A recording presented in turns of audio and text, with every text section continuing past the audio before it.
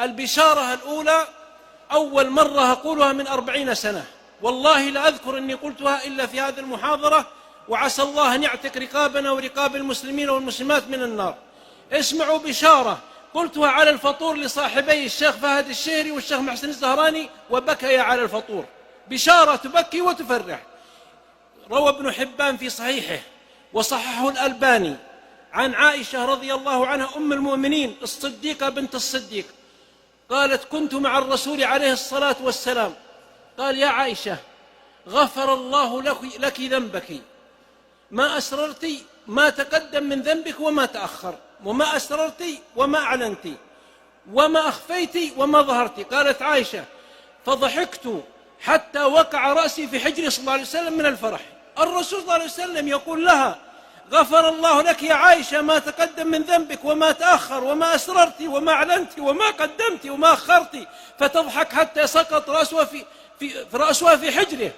قال: يا عائشة تعجبين؟ والذي نفسي بيده إنها دعوتي لأمتي في كل صلاة. اللهم صل وسلم عليه، اللهم بلغ صلاتنا وسلامنا واجزي خير الجزاء. فخذوها بشارة أيها الموحدون الصائمون المؤمنون القائمون.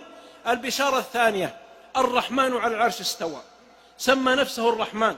قال أهل التفسير: استوى بأشرف صفاته بأعظم أسمائه على أعظم مخلوقاته، فقال الرحمن على العرش استوى.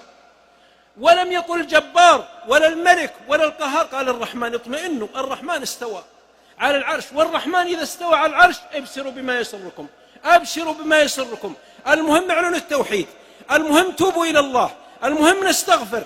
الرسالة الثالثة: قال سبحانه: ورحمتي وسعت كل شيء.